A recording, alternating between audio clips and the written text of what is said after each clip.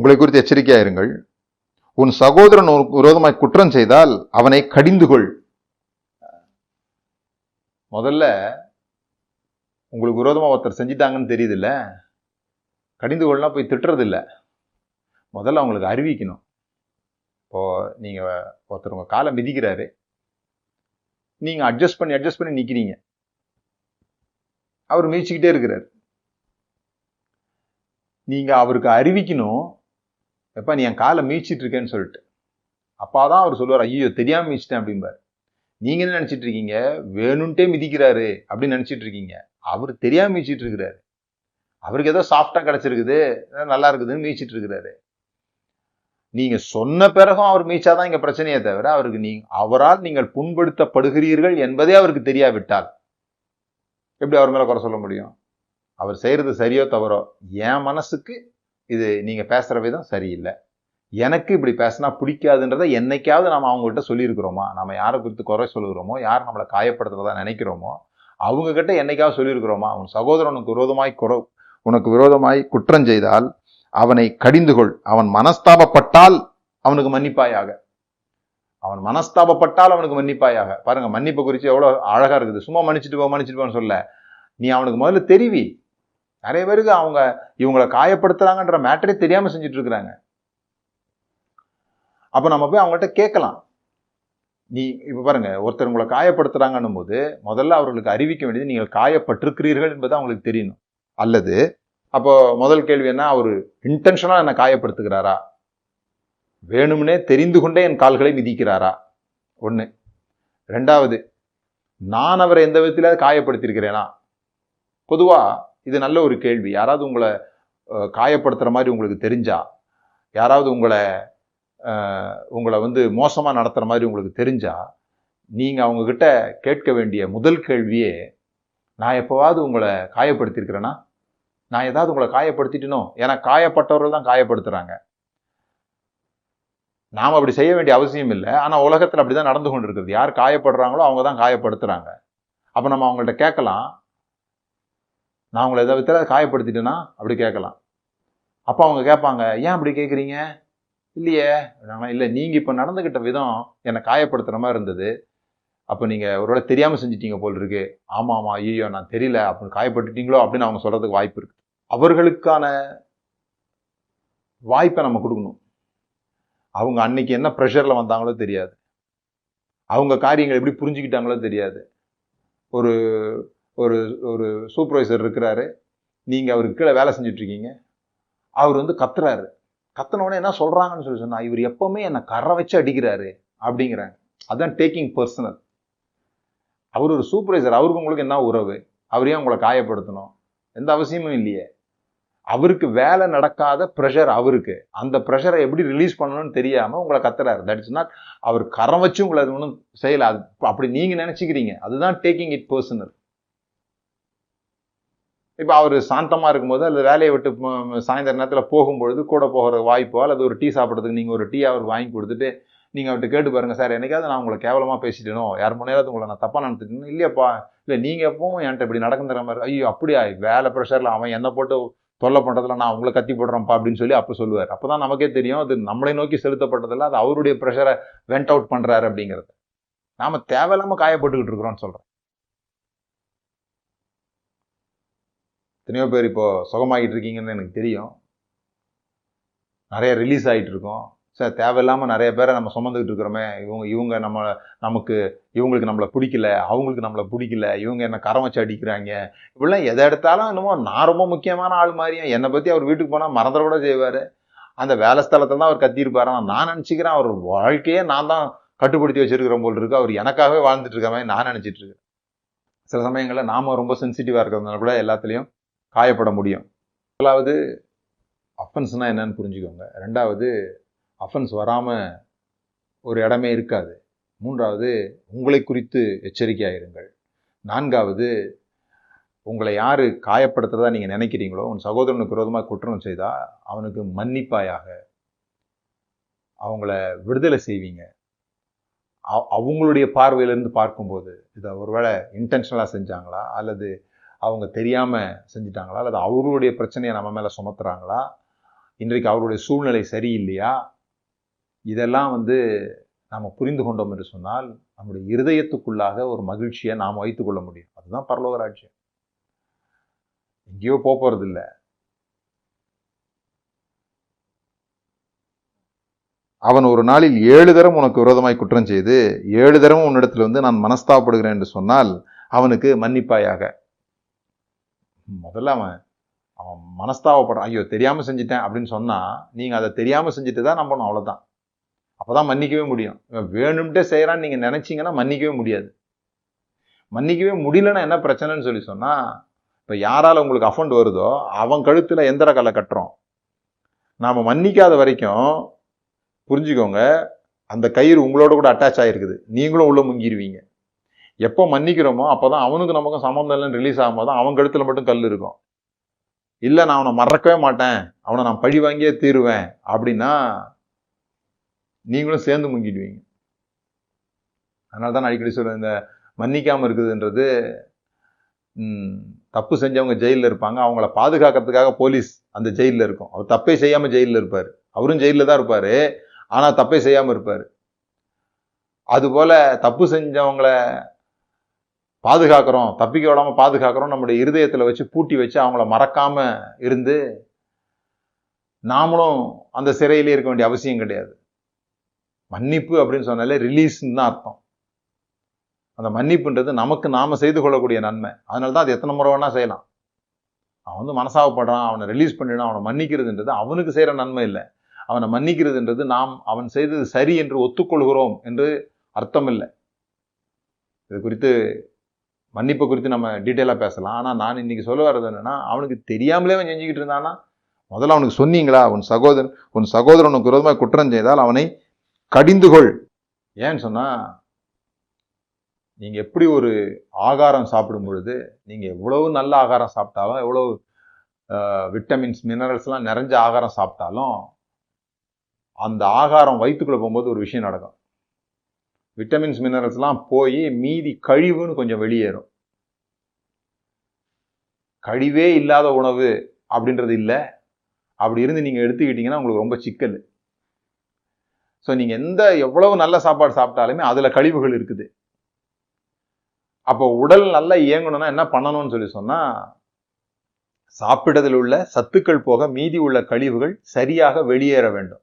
அப்பதான் உடல் சுத்தமா இருக்கும், அப்பதான் தலைவலிக்காது, அப்பதான் பிம்பிள்ஸ் வராது, அப்பதான் தோள்களில் வெடிப்புகள் உண்டாகாது. இல்லைன்னா இந்த கழிவுகள் இருந்துச்சுன்னு சொல்லி சொன்னா உடம்புல ஏதாவது பிரச்சனை கொடுத்துக்கிட்டே இருக்கும். சில பேருக்கு கழிவுகள் சரியா வெளியேறாது. குடல் சுத்தம் உடல் சுத்தம்னு சொல்லுவாங்க. குடலை கழுவி உடலை வளர் அப்படின்லாம் சொல்லுவாங்க. ஏன்னா குடல் ரொம்ப சுத்தமா இருக்கணும். குடல் ரொம்ப சுத்தமா இருந்தாதான் புத்தி தெளிவா சிந்திக்க முடியும். அதனாலதான் ஃபாஸ்டிங்லாம் எடுக்க சொல்றாங்க. ஃபாஸ்டிங்லாம் இருக்கும்போது கழிவுகள் நல்லா வெளியேறும். ஃபாஸ்டிங் இருந்தால் கடவுள் ரொம்ப நேசிப்பார்னு அர்த்தம் கிடையாது. ஃபாஸ்டிங் இருந்தால் புத்தி தெளிவாக சிந்திக்கும், ஆண்டவர் பேசுகிற சத்தத்தெல்லாம் கேட்கலாம். சில பேர் கழிவு சரியாக வெளியேறாது, அது எங்கேயாவது பிச்சுக்கிட்டு வரும், அல்லது பலவிதமான மோசமான எண்ணங்களை உங்களுக்கு உருவாக்கும். அந்த மாதிரி நிறைய பிரச்சனைகள் ஏற்படும்.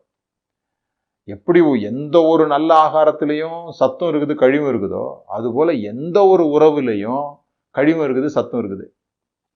எந்த ஒரு உறவுலையும் இன்பமும் இருக்குது இடரலும் இருக்குது. இடரல் வரக்கூடாதுங்கிறதுக்காக நான் யாரோடையும் பேச மாட்டேன், யாரோடையும் பழக மாட்டேன்னா சாப்பிட மாட்டேன்ற மாதிரி அர்த்தம். எனக்கு துன்பமே தராத உறவு தான் வேணும் அப்படின்னு சொல்லி சொன்னா, அது நீங்க வெறும் விட்டமின் டேப்லெட் எடுத்துக்கிட்டு எனக்கு கழிவே இருக்கக்கூடாது அப்படின்ற மாதிரி.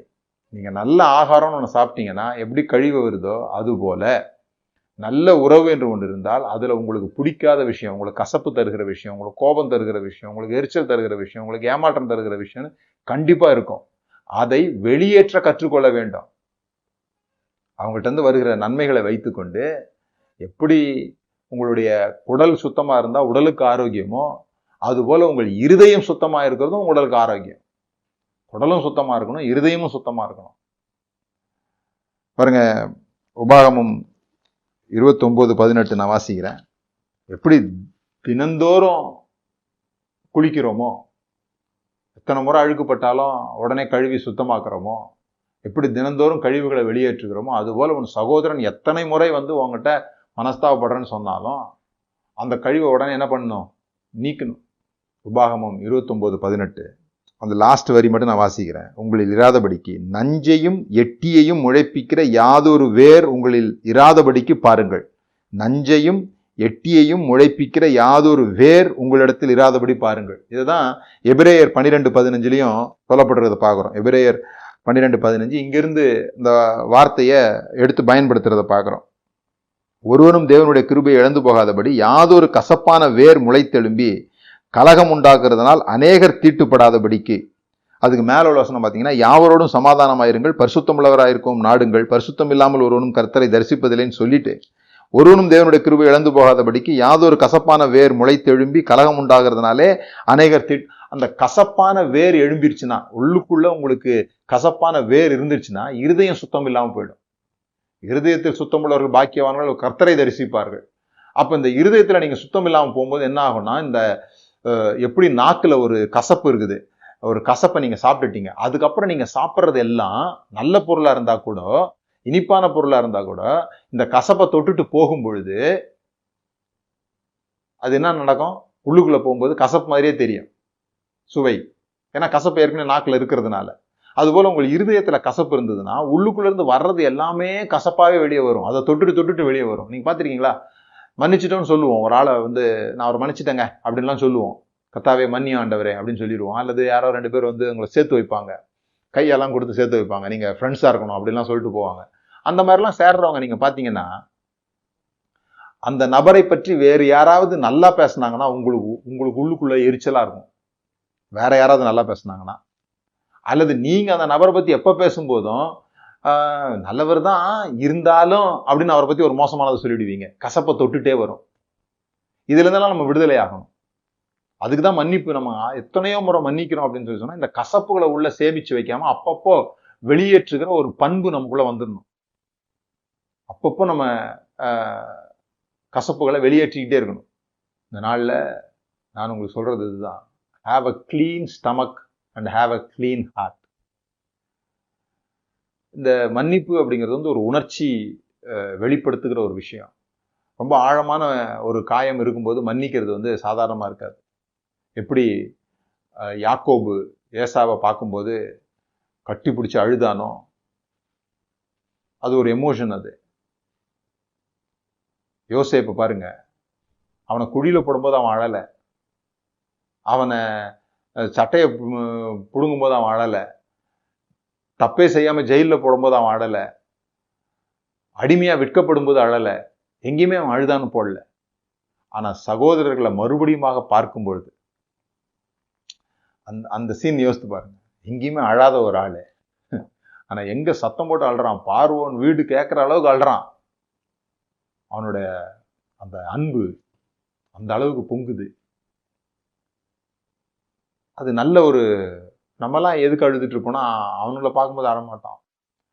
அவங்கள பார்க்கும்போது நம்ம வேற மாதிரி நடந்திருப்போம். வாங்கடா, யானைக்கு ஒரு காலம் வந்தா பூனைக்கு ஒரு காலம் வரும் அப்படின்னு யோசிச்சுட்டு இருப்போம். தூக்கி போடும் போது தான் அழுதுருப்போம், அல்லது விற்கும் போது தான் அழுதுருப்போம், அல்லது தப்பான குற்றச்சாட்டுல ஜெயிலில் போடும்போது ஒரே அழுகியா அழுதுருப்போம். அங்கெல்லாம் அழவே இல்லை. எங்க அழுதான் பாருங்க, சகோதரர்களை பார்க்கும்போது. அப்படி ஒரு உள்ளம், அதுதான் கிளீன் ஹார்ட். அதனாலதான் யோசேப்பு மனாசே எஃப்ராயிம் என்று 2 பேரை பெத்தெடுத்தான். மனாசே அப்படின்னு சொல்லி ஏன் பேர் வச்சான்னு சொல்லி சொன்னா, என் தகப்பன் விட்டு துக்கங்களையெல்லாம் தேவன் என்னை மறக்க பண்ணினார் அப்படின்னு சொன்ன பிறகு எஃப்ராயிம் பிறக்கிறான், கனி கொடுக்குறான். எஃப்ராயிம்னா கனி கொடுக்கறது. இப்போ கனி கொடுக்கணும்னு சொல்லி சொன்னாலே உள்ளுக்குள்ள இருந்து நல்ல கனிகள் வரணும்னு சொன்னா, அந்த முதல்ல அந்த வேர், கசப்பு உண்டாக்குற வேரை வந்து நீக்கணும். முதல்ல மனாசே பிறக்கணும். மனாசே அப்படின்னு சொல்லி சொன்னா, எல்லா வருத்தங்களையும் தேவன் என்னை மறக்க பண்ணினார், எல்லாரையும் மன்னிச்சிட்டேன். அந்த மன்னிப்புன்றது ஒரு ப்ராசஸ். அது அதுதான் மன்னிச்சிட்டேன்னு சொல்றது இல்லை. அவங்க கிட்ட போய் பேசணும். நீங்க எனக்கு இப்படி செஞ்சது எனக்கு கஷ்டமா இருந்ததுன்னு சொல்லணும். சொன்னோடனே அவங்க சொல்லுவாங்க, ஐயோ தெரியாம நீங்க தப்பா மிஸ் அண்டர்ஸ்டாண்டிங் பண்ணிட்டீங்க. அது எல்லாமே மனஸ்தாபம் தான். மனஸ்தாபம்னா ஐயோ அப்படின்னு அழுறது கிடையாது, அவங்களுடைய விளக்கம் தான். அதை நீங்க நம்பி ஏத்துக்கணும். தெரியாம செஞ்சுட்டேன் அப்படின்னு சொன்னா நம்பி ஏத்துக்கணும். நீங்க தப்பா மிஸ் அண்டர்ஸ்டாண்டிங் பண்ணீங்கன்னா நம்பி ஏத்துக்கணும். ஆமாப்பா நான் அப்படிதான் செஞ்சேன், ஏன்டா நீ இப்படி செஞ்சேன்னு அவங்க ஒரு விளக்கம் கொடுப்பாங்க. ஐயோ நீங்க அதை என்கிட்ட சொல்லியிருக்கலாமே, இப்ப நான் வந்து உங்கள்கிட்ட பேசுறமே நீங்க என்கிட்ட பேசியிருக்கலாமே அப்படின்னு தான் அப்பதான் நமக்கு தோணும்.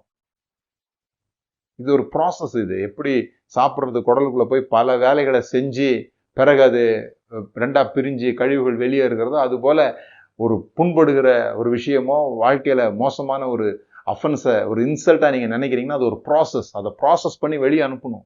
அதுக்கு தான் அவர்களோட போய் பேசணும். அவர்கள் தனிமையா இருக்கும்போது போய் பேசணும். பிறகு அவங்க அதை ஒத்துக்கல அப்படின்னு சொல்லி சொன்னா 2 பேரோட சேர்ந்து போய் பேசணும். இதெல்லாம் ரொம்ப முக்கியம். தொடர்ந்து பேசுவோம். இந்த நாள் உங்களுக்கு ஆசீர்வாதமா இருந்திருக்கும். யாரெல்லாம் மன்னிக்கணும்னு நினைக்கிறீங்களோ பெரிய லிஸ்ட் போட்டு வச்சுக்கோங்க. நீங்க உட்காந்து சொல்லுங்க, நான் இவங்களெல்லாம் மன்னிக்கிறேன் அப்படின்னு சொல்லுங்க. எல்லாரையும் போய் தேடி எல்லாருக்கிட்டையும் போய் நீங்க பேசிட்டு இருக்க முடியாம இருக்கலாம். ஆனா உங்களில் நீங்க விடுதலையா இருங்க. ஒரு ஆள் 70 முறை உங்களுக்கு விரோதமா குற்றம் செஞ்சாலும் மன்னிக்க முடியும். 70 பேர் ஒரு முறை உங்களுக்கு குற்றம் செஞ்சாலும் உங்களால மன்னிக்க முடியும். மன்னிக்க முடியாதுன்றது ஒண்ணு கிடையவே கிடையாது. யோசேப்பே மன்னிக்க முடியும்னு சொல்லி சொன்னான். அதுவும் அதிகாரத்தில் இருக்கும்போது அவனால என்ன வேணா செய்ய முடியும். அவங்கள அந்த சூழ்நிலையில அவனால மன்னிக்க முடியுதுன்னு சொல்லி சொன்னா, நாம மன்னிக்கிறது ஒன்றும் பெரிய விஷயம் கிடையாது. மன்னிக்கிறதுன்றது ஏதோ நம்ம அவங்களுக்கு செய்யற தயவோ பெரிய பெரிய பெருந்தன்மையான விஷயமோ கிடையாது. மன்னிக்கிறது, மற்றவர்களை மன்னிப்பது என்பது நமக்கு நாம் செய்து